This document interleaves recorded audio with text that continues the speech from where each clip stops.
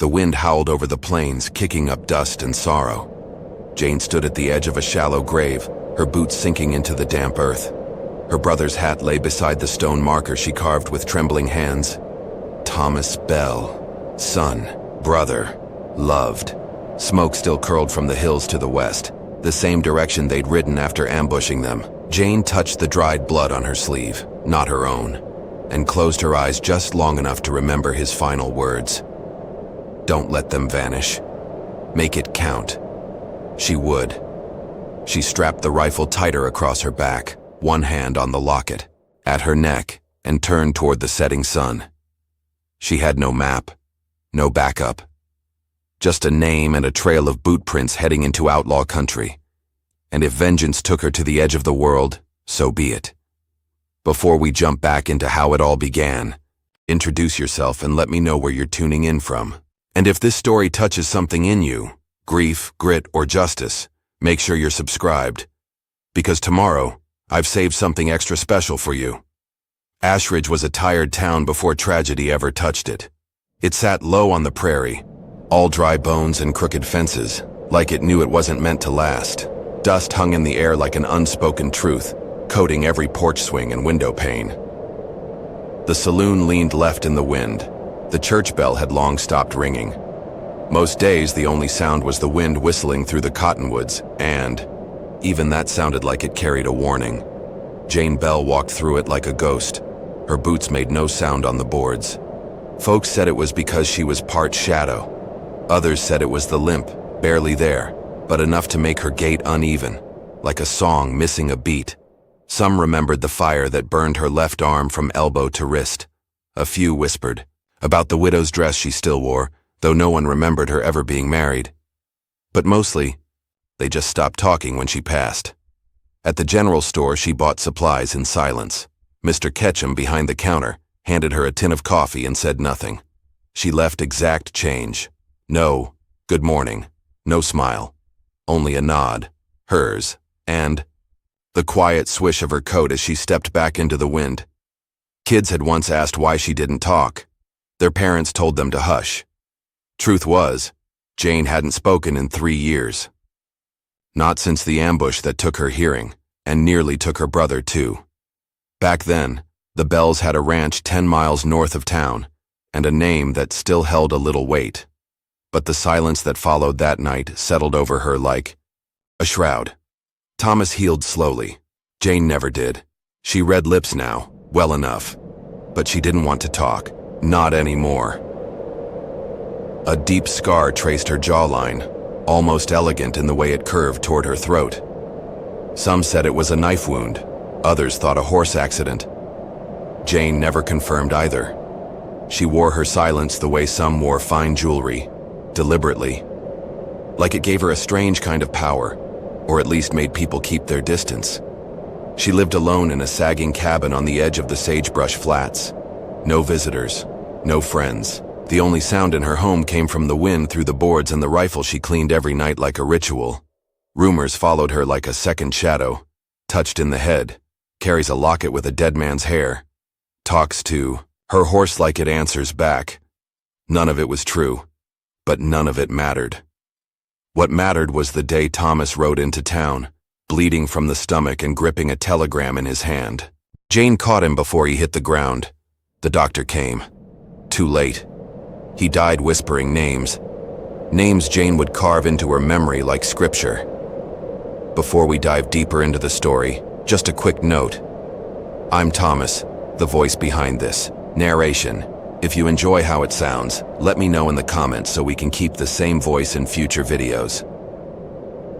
That day cracked something open in her. The townsfolk watched from behind shutters as Jane packed her saddlebags in silence. No one offered help. No one dared ask where she was headed. But they knew. She wore the old coat Thomas used to wear, tied her hair back like she used to when they were children riding fence lines. Her rifle was clean. Her boots were steady. Her eyes were 2 embers in a dying fire. There were no goodbyes, no prayers, only the sound of her horse's hooves disappearing into the dry hush of the plains. The wind changed the day he arrived. It came from the south, warmer, lazier, but carrying grit that stung the eyes. Folks said wind like that always. Brought strangers and trouble came close behind. Jane noticed him before the others did. He didn't fit. That much was clear. His boots were clean, his coat dark and long, city-stitched. He rode a gelding with northern brands and asked too few questions to be harmless. He didn't look at Jane the way the others did. He didn't look away. At the feed store, he stepped aside to let her pass through the narrow doorway. She caught the briefest nod, not the wary kind, no fear in it. Just a quiet recognition, as if he knew what loss looked like and saw it resting on her shoulders like a worn shawl. Jane said nothing, but when she passed him, she felt something shift, like a ripple in the dust. He stayed in town. That was the second strange thing. Most riders came and went, but this one checked into the upstairs room of the old boarding house and bought his whiskey by the bottle, not the glass. He kept to himself, but not too much. People noticed that kind of balance. It made them uneasy. So did the way he watched Jane. Not with curiosity, with familiarity. The next day, she found him sitting outside the blacksmith's, nursing a cup of coffee gone cold. He said nothing, just tipped his hat as she walked past. She paused, studying him through the corner of her eye. He didn't smile, didn't flinch, just held her gaze for a moment longer than comfort allowed. That night, she saw him again, this time at the edge of town, just past the windmill where she sometimes stood to watch the sun die behind the hills. He spoke first. "Storm's comin'." She didn't answer. Just looked at the sky and nodded once. He waited. Didn't push. After a long silence, he added, "I've seen a face like yours before." Jane turned toward him, wary. "In the mirror," he said quietly. "After I buried my brother." For a second, the silence between them deepened. Not awkward, just heavy. Jane lifted her hand, pointed to her ear, then shook her head. He blinked, then slowly mouthed, "Can you read lips?" She nodded. A pause. Then, "You're not the only one chasing ghosts." She didn't reply, but she didn't leave either. They met again 2 days later, this time near the old livery. Her horse had thrown a shoe. She was kneeling beside the animal when his shadow fell across her. "You know what you're doing?" he asked. She looked up, her face unreadable. He crouched beside her, took one glance at the hoof. "You're missing the wedge." She blinked, not used to someone correcting her without condescension. "May I?" he mouthed. A nod. He worked quick and clean, hands calloused but careful. When it was done, he stood and dusted his hands off on his coat. "Name's Silas," he said at last. "Silas McCrae." Jane hesitated, then mouthed back, "Jane." No last name. He didn't ask. They spoke little after that, mostly eyes and gestures, the occasional word. But it was enough. Silence didn't feel hollow with him. It felt like space, like respect. He'd sit near her sometimes at dusk, not close enough to intrude. Just there, watching the sky change, watching her. One evening, he handed her a small tin box. Inside was a music brooch, old and battered, with a porcelain rose in the center. "My sister had one like it," he said. "Thought you might keep it."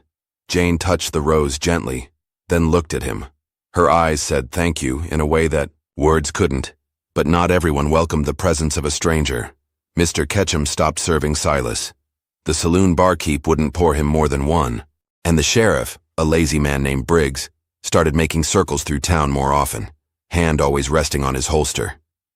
"You watch yourself, McCrae," Briggs muttered one morning as Silas lit a cigar outside the inn. "We don't take kindly to drifters stirring up quiet folk." Silas blew smoke and replied, "Not trying to stir, just passing through." But no one believed that anymore. They could feel something brewing. And Jane felt it most of all. Silas had a look in his eyes when he thought no one was watching. A wound, deep and old, that mirrored her own. It didn't scare her, but it warned her. Not all ghosts wear white sheets. Some wear old coats and speak softly. Later that week, she found a note tucked under her saddle. "One of the names your brother whispered." I knew it. McVeigh. I've been tracking him too. It wasn't signed. It didn't need to be. That night, she saddled up and rode out to the old rail line, where the hills broke and the prairie opened wide. He was already there, sitting by a cold campfire sharpening a knife. They didn't speak. They just sat. And for the first time in a long time, Jane felt something close to trust. Not peace. Not yet. But maybe, just maybe, the beginning of it. It started with a lie. Sheriff Briggs called her into town, said there was a message. A rider from Fort Easton with word of one of the men she was hunting. Said he was in custody, just outside of Tilden Ridge, and would hang before dawn. Jane didn't hesitate. She rode out alone. But when she arrived, there was no rider, no prisoner, no gallows, just 3 men waiting in the scrub brush with guns in their hands and her name in their mouths. One of them was Briggs's cousin. The other 2 she didn't recognize, but they knew her. "You think you scare people?" the taller one sneered. "Riding around like death in a dress, but you ain't nothing but a broken girl playing outlaw." They circled her like dogs. She tried to run. They caught her easily, ripped her off her horse, pinned her down in the snow-dusted grass. They didn't hurt her the way she feared, but they did leave her, cold, bruised, stripped of her rifle and dignity, boots taken, coat torn, blood on her lip and shame in her throat. One of them spat before walking away. "Let this be a lesson. We don't need women stirring up trouble in men's matters." They left her there, face down in the snow. No weapon, no trail, just sky above and silence pressing into her chest. She lay still for hours.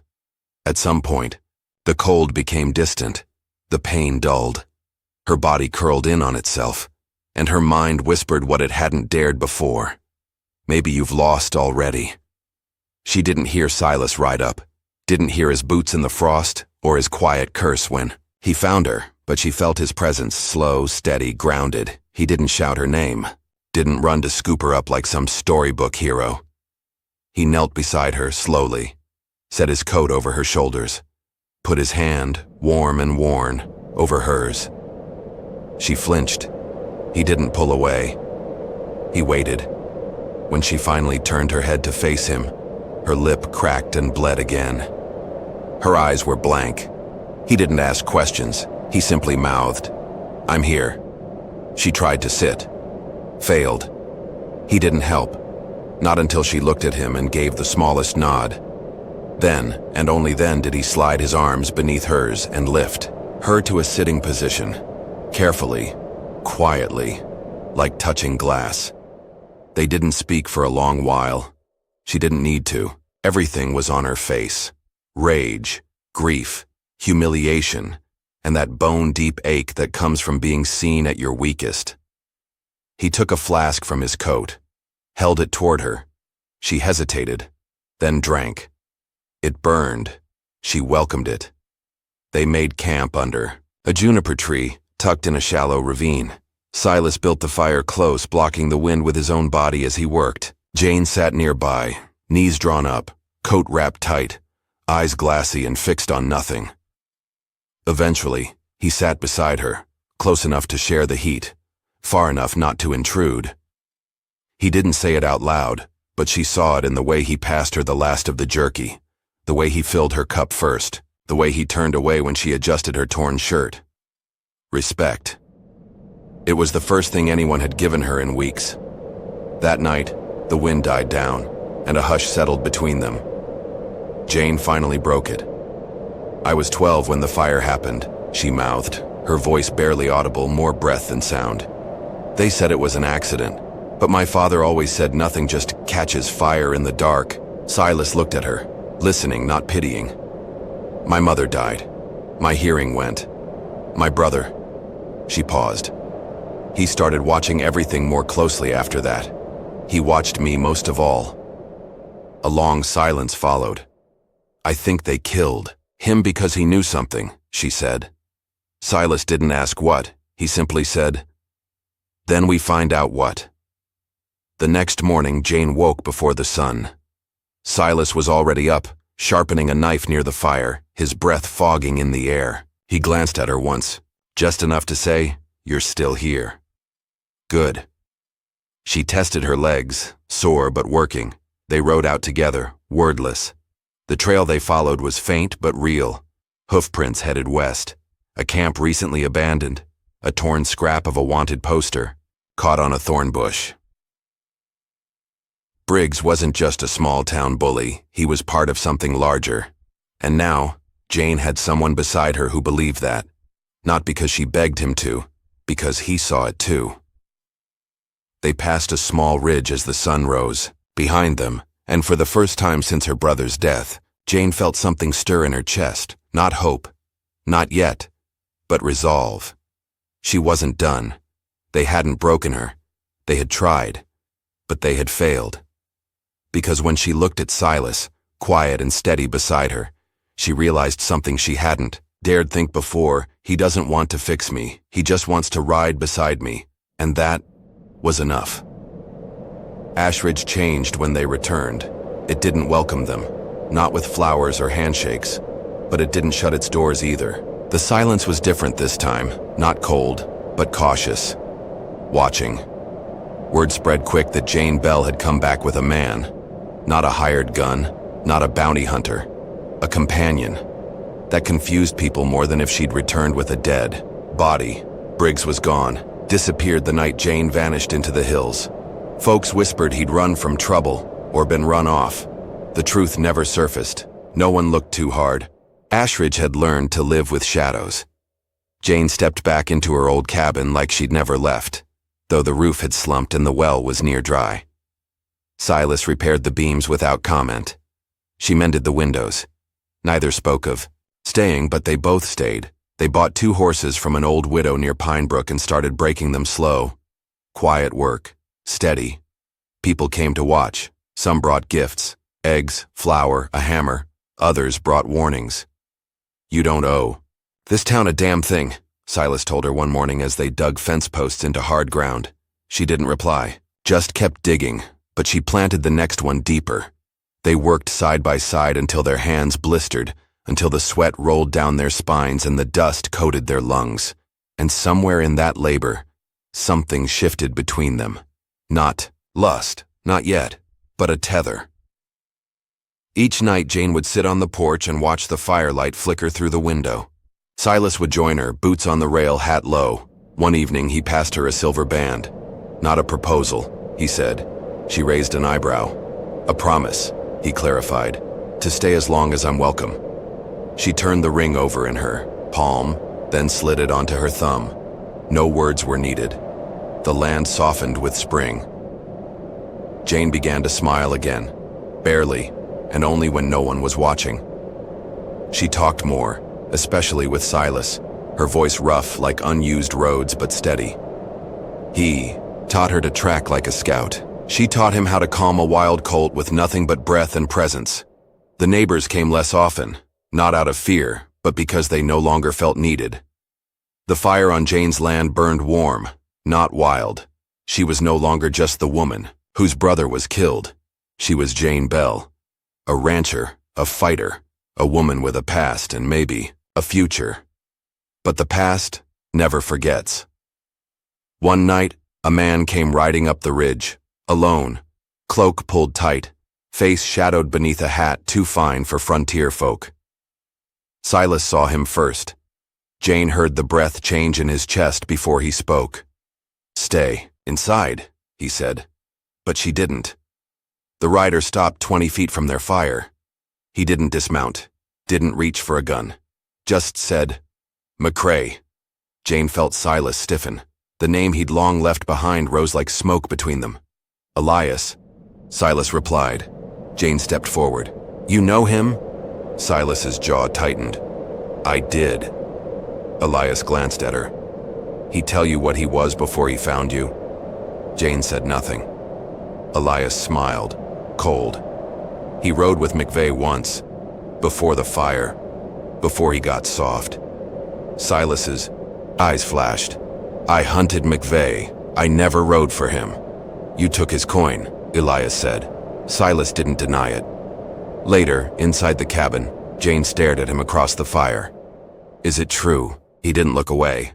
"I took a job once, guard detail. Didn't know who I was riding for. When I found out, when I saw what they did, I left." "And tracked them?" and buried 2 of them myself. She didn't speak for a long time.